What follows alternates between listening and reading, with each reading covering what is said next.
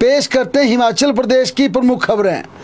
अब राज्य में अगले विधानसभा के उपचुनावों को लेकर तारीखों का ऐलान हो गया और हिमाचल प्रदेश की विधानसभा की 3 सीटों पर उपचुनाव होना है। 10 जुलाई को तीनों सीटों पर उपचुनाव होगा। केंद्रीय चुनाव आयोग ने बाकायदा इसकी घोषणा कर दी है। निर्दलीय विधायकों के त्याग पत्र देने के बाद ये तीनों सीटें खाली हुई थी। केंद्रीय चुनाव आयोग की घोषणा के चलते अब प्रदेश के 3 जिलों में आदर्श चुनाव आचार संहिता लागू हो गई है, क्योंकि कांगड़ा के देरा, सोलन के नालागढ़ और हमीरपुर जिला की हमीरपुर सदर सीट पर विधानसभा का उपचुनाव प्रस्तावित है। इस कारण अब राज्य के 3 बड़े जिलों कांगड़ा, सोलन और हमीरपुर में अगले कम से कम 35 से 40 दिनों तक आदर्श चुनाव आचार संहिता लागू रहेगी। लोकसभा चुनावों की आचार संहिता को खत्म हुए भी 4 दिन हुए थे, लेकिन इन सीटों पर अगले महीने 10 जुलाई को मतदान होगा, फिर 13 जुलाई को मतगणना होगी और 15 जुलाई तक हिमाचल प्रदेश के इन 3 जिलों कांगड़ा, हमीरपुर और सोलन में आदर्श चुनाव आचार संहिता जारी रहेगी। शाम 5 बजे 15 जुलाई शाम 5 बजे आचार संहिता हटेगी। इसके लिए प्रत्याशियों के लिए 14 से 21 जून तक नामांकन भरने की तिथि चुनाव आयोग ने निर्धारित की है, यानी कि जो जिसको टिकट मिलेगी उसे 14 से 21 जून के भीतर अपना नामांकन पत्र दाखिल करना होगा। ऐसे में चुनावी आचार संहिता लगने के बाद अब कांग्रेस बीजेपी एक बार फिर प्रत्याशियों के चयन के लिए पूरी तरह से अब डट गई है। मुख्यमंत्री सुखविंदर सिंह सुक्खू फिर दिल्ली का रुख कर सकते हैं। जयराम ठाकुर दिल्ली से वापस आए, उन्हें भी दिल्ली का रुख करना पड़ेगा, दिल्ली की फ्लाइट पकड़नी पड़ेगी, क्योंकि देरा से निर्दलीय विधायक होशियार सिंह, नालागढ़ से केएल ठाकुर और हमीरपुर से आशीष शर्मा ने राज्यसभा चुनाव के दौरान सरकार पर सियासी संकट के बाद अपने पदों से इस्तीफा दे दिया था। 3 जून को ही स्पीकर ने इनका त्यागपत्र स्वीकार किया था। इन्होंने प्रदेश की एक राज्यसभा सीट, जिस प्रकार से हिमाचल प्रदेश में राज्यसभा का चुनाव हुआ उसमें भारतीय जनता पार्टी के उम्मीदवार हर्ष महाजन के पक्ष में वोट किया। इसके बाद ये कांग्रेस के 6 बागी विधायकों के साथ भाजपा के कुनबे में शामिल हो गए। चंडीगढ़, दिल्ली, तमाम सारी सूचनाएं आपके साथ साझा हैं। इसके बाद तीनों ने 22 मार्च को विधानसभा स्पीकर को बाकायदा अपना इस्तीफा प्रस्तुत किया था, वहां पर उपस्थित हुए थे और अपना इस्तीफा पेश किया था। नालागढ़ से केएल ठाकुर का इस्तीफा हुआ। लखविंदर राणा वहां से एक बड़े दावेदार, क्योंकि अब टिकट की बात करें तो हालांकि पहले भी इस पर चर्चा कर चुके हैं, नालागढ़ सीट से अब भारतीय जनता पार्टी किसे टिकट देगी। कम से कम ये संभावना पूरी बन रही है कि भाजपा इस सीट पर अब नया टिकट दे सकती है, यानी कि पिछले चुनावों में जिस प्रकार से लखविंदर सिंह राणा को टिकट दिया था वह चुनाव हार गए थे, भारतीय जनता पार्टी से टिकट मांग रहे थे, केएल ठाकुर उन्हें टिकट नहीं दिया गया, लेकिन वह इंडिपेंडेंट चुनाव जीता। इससे पहले ये पूरा घटनाक्रम काफ़ी रोचक रहा, यानी जिसे पार्टी टिकट देती है वह चुनाव हार जाता, जो निर्दलीय चुनाव है वह चुनाव जीत जाता है। अब भारतीय जनता पार्टी के लिए कमोबेश स्थिति बेहद नाजुक बनी हुई है, क्योंकि पिछला विधानसभा का उपचुनाव 6 सीटों का देखा जाए तो जो बागियों को जिस प्रकार से भारतीय जनता पार्टी ने बागी नेताओं को टिकट दिया, लेकिन उन बागी नेताओं को कांग्रेस और भाजपा के वर्कर्स, जो पदाधिकारी थे, वर्कर नहीं कहेंगे, पदाधिकारी, उन्हें हराने में पूरी तरह से एकजुट होकर काम कर रहे थे। चाहे वो तमाम जितनी 6 की 6 सीटें थी, वहां पर आम जनता ने जरूर 2 सीटों पर भाजपा के कैंडिडेट्स को जिता दिया, लेकिन जो इनपुट केंद्रीय हाईकमान के पास आया, जिस प्रकार की रिपोर्ट्स आई, उसके अनुसार भाजपा और कांग्रेस दोनों ही पार्टियां मिलकर बागियों के खिलाफ वहां पर काम कर रही थी। खासकर उनके पदाधिकारी बागियों के खिलाफ पूरी तरह से एक्टिव पूरे चुनाव प्रचार में सक्रिय रहे। ऐसे में अब भाजपा क्या उन तीनों निर्दलियों को टिकट दें, या जिन्हें पहले चुनावी रण में उतारा था, जो पिछले आम चुनावों में विधानसभा के आम चुनावों में 1.5 साल पहले पार्टी के कैंडिडेट थे, क्या उन पर ही दांव खेला जाए? क्योंकि भारतीय जनता पार्टी की जो आंतरिक सर्वे रिपोर्ट है उसमें यह बड़ा खुलासा हुआ है कि इन 6 की 6 सीटों पर इस बार जबरदस्त भाजपा की तरफ से भीतरघात हुआ है। और रिपोर्ट में यह भी कहा गया है इन सभी 6 सीटों पर अगर भारतीय जनता पार्टी अपने कैंडिडेट्स को चुनावी रण में उतारती, मसलन लाहौल स्पीति से डॉक्टर रामलाल मारकंडा, या वीरेंद्र कंवर को कुटलैट सीट से उतारा जाता, या कर्नल साहब को सुजानपुर से उतारा जाता, ये जो पुराने कैंडिडेट्स है, या किशन कपूर को धर्मशाला का टिकट दिया जाता, तो ये भारतीय जनता पार्टी की अपनी आंतरिक रिपोर्ट का खुलासा है कि 6 की 6 सीटों को भाजपा आसानी से जीत सकती थी। जो परिस्थितियां बनी, जिस प्रकार से 4 सत्ता पक्ष और 2 पर भारतीय जनता पार्टी को संतोष करना पड़ा, वो परिणाम कुछ और होते। अगर अपने कैंडिडेट्स को, अपने मूल काडर को, अपने भारतीय जनता पार्टी के कार्यकर्ताओं को, जिन्होंने पिछली बार चुनाव में हार देखी थी, या राजेश ठाकुर को ग्रेड से टिकट देते, सबक सीखकर भाजपा इन तीनों जो निर्दलीय की सीटें खाली हुई हैं, इस पर मंथन कर रही है। और इस मंथन में भारतीय जनता पार्टी के पास नालागढ़ में 3 विकल्प है। पहला विकल्प केएल ठाकुर, जिन्होंने पूरी तरह से जो बड़ा खेला हुआ उसमें भाजपा का साथ दिया, भाजपा के साथ तटस्थ रहे। 9 के 9 लोगों ने एक साथ केंद्रीय हाईकमान को कहा, भारतीय जनता पार्टी को कहा, हम 9 के 9 रेजिग्नेशन देने को तैयार हैं, अगर हम पर भरोसा किया जाता मैं चुनावी रण में उतारा जाता है। ये सैद्धांतिक मंजूरी मिल भी गई, इसी के तहत 6 बागियों को टिकट दिया। लेकिन जो परिस्थितियां बदली हैं उसमें नालागढ़ से 3 नाम भारतीय जनता पार्टी के टिकट के लिए सामने हैं। पहला नाम केएल ठाकुर, जिन्होंने भाजपा का साथ दिया। अगर केएल ठाकुर नहीं तो दूसरा कौन? उनकी धर्मपत्नी का नाम भी संभावितों की सूची में है। तीसरा लखविंदर राणा, जो कि पिछले आम चुनावों से पहले कांग्रेस को छोड़कर भाजपा में शामिल हुए थे। ये 3 नाम प्रमुख है। पिछली बार लखविंदर राणा को टिकट था, लेकिन बड़ी संभावना कि इस बार टिकट बदलेगा और केएल ठाकुर या उनकी धर्मपत्नी कैंडिडेट वहां से हो सकती हैं। कांग्रेस की बात करें, हरदीप बाबा को जरूर पिछली बार टिकट दिया था, चुनाव हार गए थे। क्या इस बार हरदीप बाबा ये करिश्मा कर पाएंगे? कांग्रेस पर भी पुनर्विचार कर रही है, दोबारा मंथन कर रही है। हालांकि एक इस परिवार का बड़ा रसूख जरूर है, लेकिन क्या यहां पर भारतीय जनता पार्टी क्या लखविंदर सिंह राणा के बारे में सोच सकती है? एक पार्टी का एक पक्ष ये है कि जब ये परिस्थितियां बनी, लोकसभा का चुनाव था, तो लखविंदर सिंह राणा ने जरूर एक अपनी नाराजगी भारतीय जनता पार्टी से जाहिर की, लेकिन उन्होंने कांग्रेस का खुलकर साथ नहीं दिया, सामने नहीं आए। तो ऐसे में कांग्रेस अब भाजपा की तरफ देखेगी कि भाजपा क्या पहल करती है। अगर भाजपा वहां से केएल ठाकुर या उनकी धर्मपत्नी को टिकट देती है, फिर कांग्रेस यहां से जरूर लखविंदर सिंह राणा के बारे में विचार कर सकती है, लेकिन पहले देखेगी भाजपा, क्योंकि ये भी एक संभावना कि वहां से लखविंदर सिंह राणा को ही भाजपा टिकट दे दे, क्योंकि अब पूरा मंथन होगा। जिस प्रकार के चाहे केंद्रीय हाईकमान की बात करें, क्योंकि अमित शाह और नरेंद्र मोदी की उस प्रकार की पहले वाली वे जुगलबंदी, पहले वाली वे ताकत नहीं थी जब 300 से ज्यादा सीटें जीती थी और कोई भी फैसला निचले स्तर पर थोप दिया जाता था। अब स्वाभाविक रूप से प्रदेश को भी कॉन्फिडेंस में लेना पड़ेगा, संगठन को कॉन्फिडेंस में लेना पड़ेगा, पूछना पड़ेगा वहां की क्या राय है, और इस पूरे फीडबैक के बाद ही अब ये फैसले पर पुनर्विचार होगा। देहरा की बात करें तो एक बड़े फाइटर की भूमिका में होशियार सिंह वहां से आते हैं। रमेश धवाला एक बड़ा नाम है, पार्टी के उस वक्त के साथी हैं जब धूमल की सरकार बनाने के लिए बहुत बड़ा किरदार उन्होंने निभाया था, क्योंकि वीरभद्र सिंह को जिस प्रकार के सत्ता के तमाम सुख छोड़कर वे भारतीय जनता पार्टी के पक्ष में आए थे, निर्दलीय जीते थे 98 में, और हिमाचल प्रदेश में भाजपा हिविंका की सरकार को बनाने के सूत्रधार बने थे। बड़े से बड़े ऑफर, बड़े से बड़े पद छोड़कर कांग्रेस के आए थे। अब उन धवाला को किस प्रकार से एडजस्ट किया जाए, क्योंकि पिछले 2 चुनाव देखे जाए तो एक छत्तर वहां पर राज होशियार सिंह का रहा है और अपना वजूद खुद खड़ा किया है। वहां पर भाजपा कांग्रेस निर्दलीय एक त्रिकोणीय मुकाबला होता है, जिसमें सीधे होशियार सिंह जीत कर जाते हैं।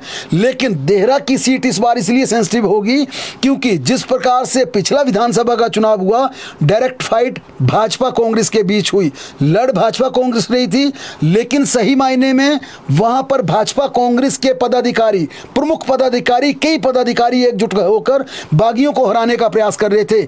ये डर इस बार देहरा में भी सताएगा, क्योंकि इस बार मुकाबला त्रिकोणीय नहीं होगा बल्कि डायरेक्ट फाइट भाजपा कांग्रेस की होगी।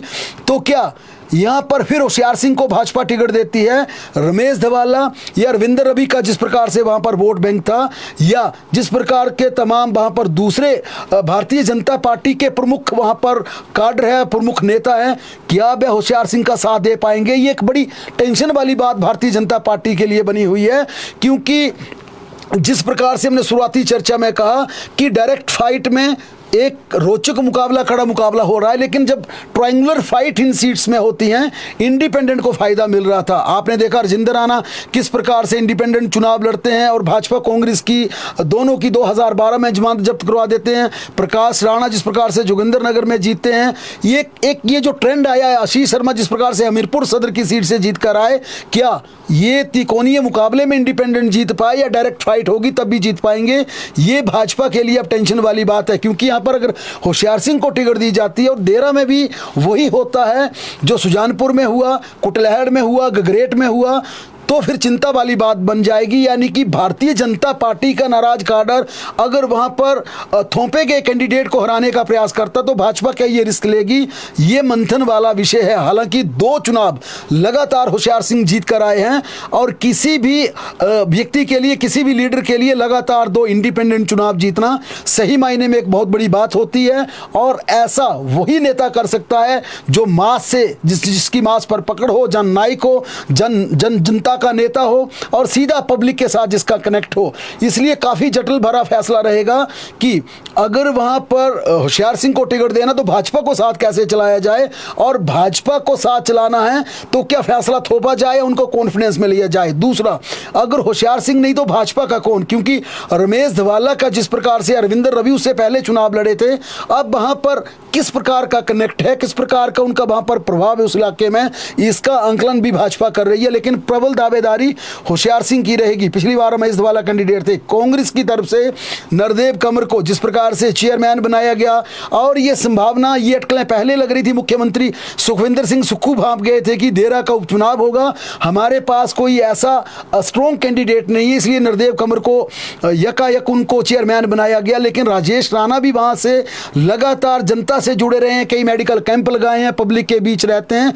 और इसी बीच आज एक चर्चा शुरू हुई है कि मुख्यमंत्री सुखविंदर सिंह सुक्खू की धर्मपत्नी कमलेश ठाकुर का नाम भी वहां से चर्चा में चल पड़ा है कि मुख्यमंत्री सुखविंदर सिंह सुक्खू, जिनका मायका देरा विधानसभा क्षेत्र में आता है, वह भी कैंडिडेट हो सकती हैं। लेकिन सीएम पहले ये स्पष्ट कर चुके थे कि मेरे परिवार से संभवतः कोई कैंडिडेट नहीं होगा। लेकिन यहां पर फैसला लेना कांग्रेस के लिए भी आसान नहीं होगा।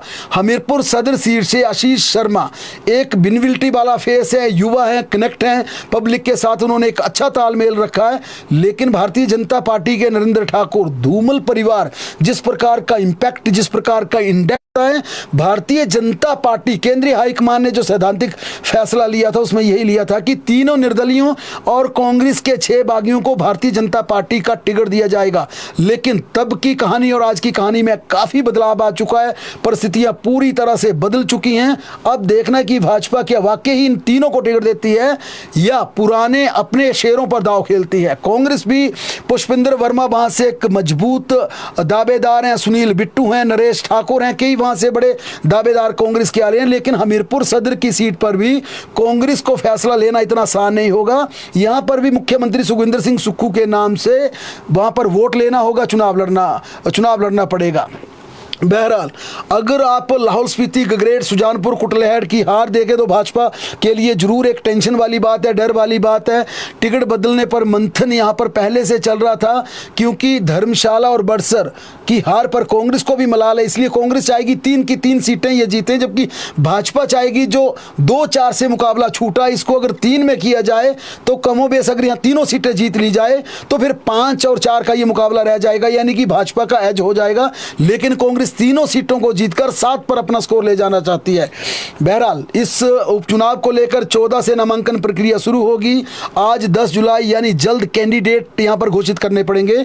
और मुख्यमंत्री सुखविंदर सिंह सुक्खू ने क्या कहा, उन्होंने महत्वपूर्ण आज बयान दिया कि तीनों सीटों पर, नालागढ़ पर, देरा पर और हमीरपुर सदर की सीट पर डेडिकेटेड वर्कर्स को टिकट दिया जाएगा, समर्पित कार्यकर्ताओं को टिकट देंगे।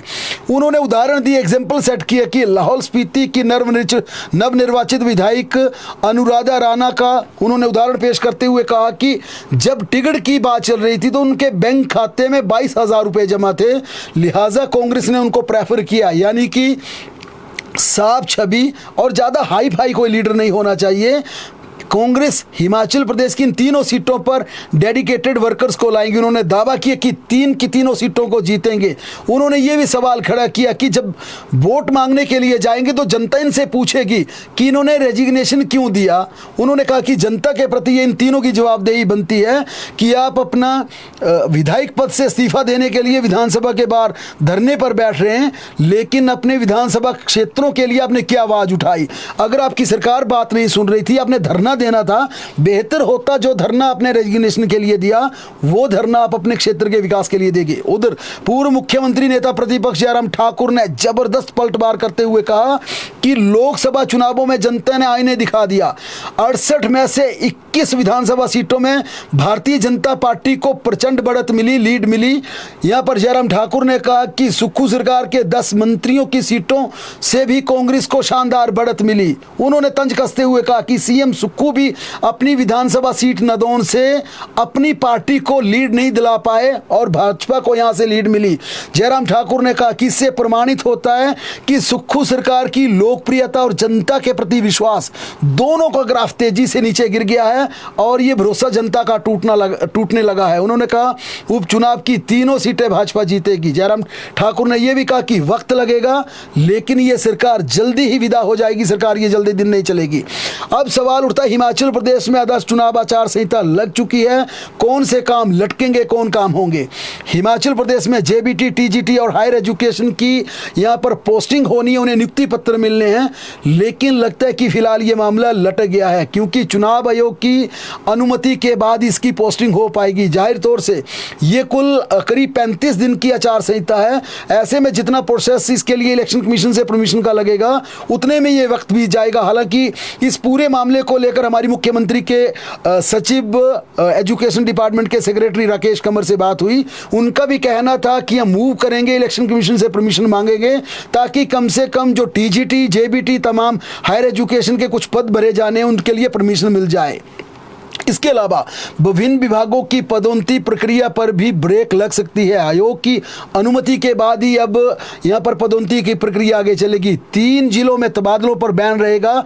इसी हफ्ते हिमाचल प्रदेश में बड़ा प्रशासनिक फेरबदल होने वाला था क्योंकि जिलों के डीसी और एसपी हटने थे। ये हमने जिस दिन रिजल्ट आए थे उस दिन भी कहा था कि कुछ जिलों के डीसी और एसपी हटने हैं। उस कड़ी में हमीरपुर के एसपी का तबादला हो गया, लेकिन 2 डिस्ट्रिक्ट के एसपी और 2 डिस्ट्रिक्ट के डीसी का तबादला लगभग तय था। लेकिन इस पूरी चुनावी घटनाक्रम के बीच अचानक जिस प्रकार से आज केंद्रीय चुनाव आयोग ने हिमाचल प्रदेश की 3 सीटों के चुनावों के लिए नोटिफिकेशन जारी कर दी, उसके बाद फिलहाल अब डीसी एसपी पर जो संकट मंडरा रहा था तबादले का वो फिलहाल टल गया है। पीडब्ल्यूडी में भी बड़े स्तर पर फेरबदल हो रहा था और ये सबसे ज्यादा हमीरपुर डिस्ट्रिक्ट में होना था। पीडब्ल्यूडी के अफसर बदले जाने थे, दूसरे के डिपार्टमेंट्स में ट्रांसफर्स होनी थी। प्रदेश के दूसरे हिस्सों के भी कुछ ऐसे डीसीज, एसपी थे या डिपार्टमेंट के उच्च अधिकारी थे जिन्हें हटाए जाना था, लेकिन अब यह मामला लटकता हुआ नजर आ रहा। हालांकि प्रशासनिक फेरबदल की सचिवालय स्तर की बात की जाए, सेक्रेटरीज की, एचओडी की, ये तबादले हो सकते हैं क्योंकि ये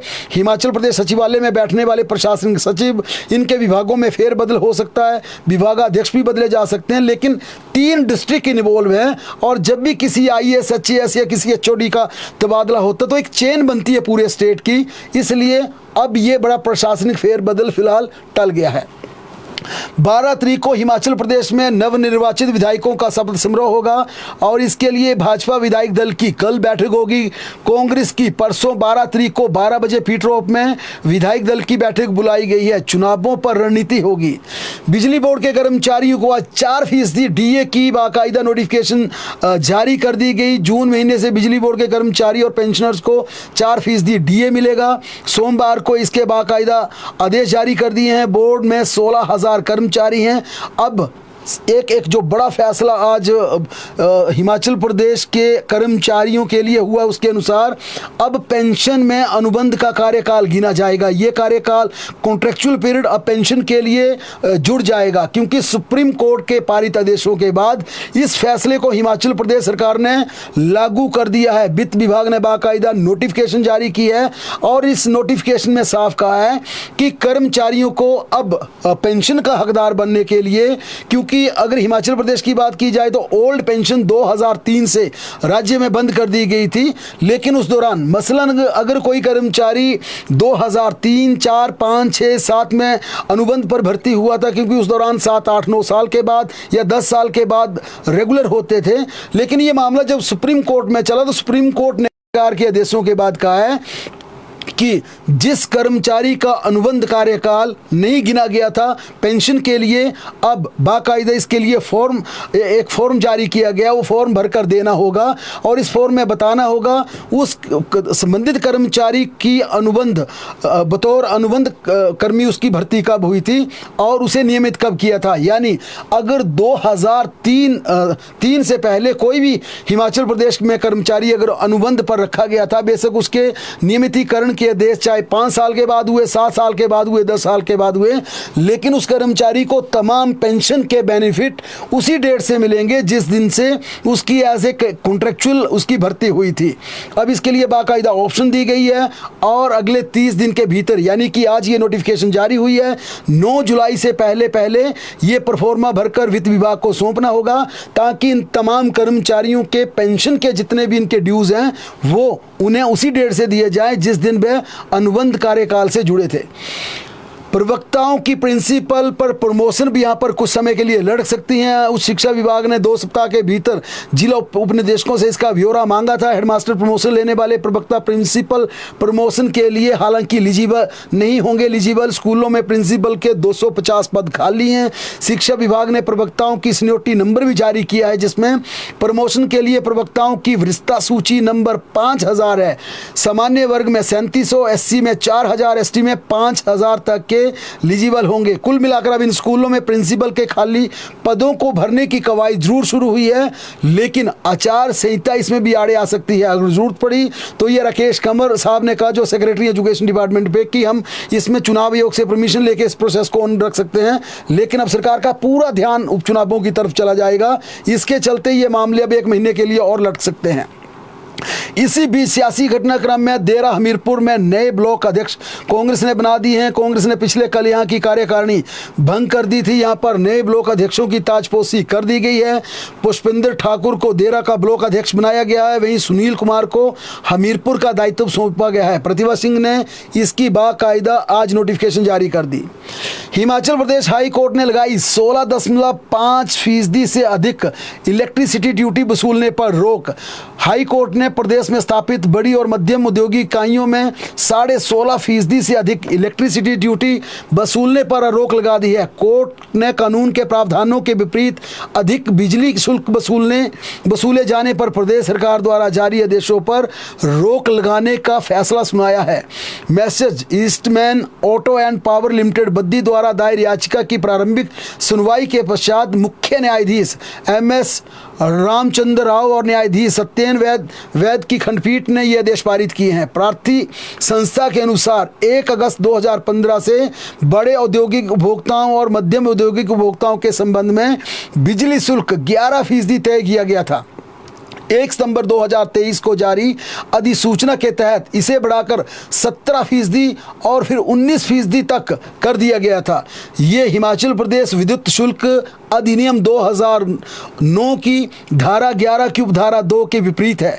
इसके तहत राज्य सरकार अधिसूचना के माध्यम से केवल पहले से तय बिजली शुल्क में 50% तक की बढ़ोतरी कर सकती है। कोर्ट ने प्रथम दृष्टया में पाया कि बिजली की दर को 11% से बढ़ाकर 17% से 19% तक करना अधिनियम की धारा 11 के विपरीत प्रतीत होता है। इसलिए कोर्ट ने सरकार को मध्यम उद्योगों और बड़े उद्योगों के संबंध में 16.5% से अधिक बिजली शुल्क एकत्रित करने से रोक लगाने के आदेश पारित किए हैं। आज शिमला में एक बड़ी कार्रवाई हुई। प्रारंभिक शिक्षा उपनिदेशक कार्यालय शिमला को सील कर दिया गया, क्योंकि ये दफ्तर CPWD का था और इसमें एलिमेंट्री एजुकेशन का लंबे समय से कब्जा था। आज सुबह 10:30 बजे आनन फानन में कर्मचारियों को वहाँ से बाहर किया गया और जो कर्मचारी बाहर थे बाहर रह गए, क्योंकि इसमें कोर्ट ने आदेश पारित किया था, जिस प्रकार के लंबे समय से मामला चला हुआ था, उसमें यह कहा गया था कि ये बिल्डिंग सीपीडब्ल्यूडी की है, लेकिन एजुकेशन डिपार्टमेंट इसको खाली नहीं कर रहा था। लिहाजा आज पुलिस बल लेकर सीपीडब्ल्यूडी मौके पर पहुंचा और पुलिस जवानों की तैनाती के दौरान इस पूरी बिल्डिंग को सील कर दिया गया। पूरे मामले की बात करें, वर्ष 2003 से यहाँ पर प्रारंभिक उपनिदेशक शिक्षा का कार्यालय चल रहा था। इस विभाग के अंदर 10,000 टीचर हैं, इसमें 3500 टीजीटी, 4000 जेबीटी, 2500 सीएंडबी शिक्षकों को मॉनिटर किया जाता था। इसके अलावा 1600 प्राइमरी व 800 मिडिल स्कूलों का रिकॉर्ड भी इसी कार्यालय में था। अब फिलहाल पूरा रिकॉर्ड भी सील कर दिया गया है। कार्यालय में कार्यरत 40 कर्मचारियों को निदेशालय बुलाया गया था, उनसे पूछा गया। आपको बता दें कि केंद्रीय लोक निर्माण विभाग ने जिला कोर्ट में इस पूरे मामले को लेकर याचिका दायर की थी, जिसमें कहा था ये सीपीडब्ल्यूडी की बिल्डिंग है, लेकिन एजुकेशन डिपार्टमेंट ने गलत कब्जा कर रखा है। और इस पूरे मामले को लेकर सीपीडब्ल्यूडी कोर्ट में केस जीत गया और इसके बाद इस पूरी बिल्डिंग को खाली करने के आदेश पारित किए थे। इस फैसले के बाद एजुकेशन डिपार्टमेंट ने कोर्ट में अपील दायर की थी, लेकिन उसे खारिज कर दिया गया। 28 मई को विभाग की ये अपील खारिज हो गई थी। अब शिक्षा विभाग जरूर इसमें कानूनी राय ले रहे, लेकिन बड़ा सवाल, जब कोर्ट से आप ये केस हार गए, जब कोर्ट ने कह दिया कि बिल्डिंग खाली करो, फिर आंखें मूंद कर एजुकेशन डिपार्टमेंट किस प्रकार से इस बिल्डिंग में बैठा था, क्योंकि 2003 से यह मामला चला। वो 2003 से प्रारंभिक उपनिदेशालय का कार्यालय इस पूरी बिल्डिंग में चल रहा है। लेकिन इस पूरे मामले को लेकर अब स्थिति पूरी तरह से इसलिए नाजुक बन चुकी है क्योंकि पुलिस बल की मौजूदगी में अब इस पूरे दफ्तर को सील कर दिया गया है और इस पर अब वापस कब्जा ले लिया गया। लेकिन एजुकेशन डिपार्टमेंट के अधिकारियों ने कहा कि हम एक बार फिर हाई कोर्ट का रुख करेंगे और हाई कोर्ट में अपील दायर करके इस कब्जे को वापस लेने का प्रयास करेंगे। बेहद पेचीदा मामला ये बन चुका क्योंकि कोर्ट ने स्पष्ट कहा है कि ये बिल्डिंग सीपीडब्ल्यूडी थी। अगली खबर का रुख करें तो एचआरटीसी 25 नहीं वोल्वो बसें खरीदेगा, 50 टेम्पो ट्रैवलर भी खरीदे जाएंगे। मुख्यमंत्री सुखविंदर सिंह सुक्खू ने कहा कि इलेक्ट्रिक बसों की भी खरीद की जाएगी। इलेक्ट्रिक बसों की खरीद के लिए 517 करोड़ के बजट का प्रावधान किया गया है। सरकार निगम को हर महीने 63 करोड़ प्रदान करेगी। एचआरटीसी के संचालन के लिए हर संभव सहयोग भी करेगी। मुख्यमंत्री ने बड़ी बात कही। ऊना जिला में गोल्ड लोन की ब्रांच को लूटने का प्रयास किया गया। सुबह सवेरे बंदूक की नोक पर कुछ लोग ब्रांच में अंदर घुस आए। नकाबपोश लोग थे ये। महिला ग्राहक के साथ लुटेरों ने मारपीट की। ब्रांच कर्मियों के साथ भी मारपीट की गई। ब्रांच का सायरन बजने पर फोन छीनकर ये लुटेरे भाग गए। बायोमेट्रिक कोड न लगाने से ये सायरन बजा। सायरन न बजता तो लूटपाट को ये पूरी तरह से अंजाम दे सकते थे। ठियोग के देहा में सड़क हादसे में एक युवक की दुखद मृत्यु हुई। देहा में कार अनियंत्रित होकर गहरी खाई में जा लुढ़की। रविवार देर शाम की हादसा पेश आया और इसमें 23 साल के शुभम की दुखद मृत्यु हुई। कार में चालक के अलावा कोई वहां पर मौजूद नहीं था। स्थानीय लोगों ने इस हादसे की पुलिस को सूचना दी। बहरहाल हिमाचल प्रदेश में फिर गर्मी बढ़ने लगी है। 12 से 14 जून तक 6 जिलों में लू चलेगी। ऊना, बिलासपुर, हमीरपुर, मंडी, सोलन, सिरमौर के लिए येलो अलर्ट इसके लिए जारी किया गया है। 14 को कांगड़ा, कुल्लू व शिमला में भी लू चलेगी। ऊना, बिलासपुर, हमीरपुर में भी गर्मी का प्रकोप बढ़ने की पूरी संभावना है। राज्य में 16 जून तक मौसम इसी तरह से गर्म बना रहेगा।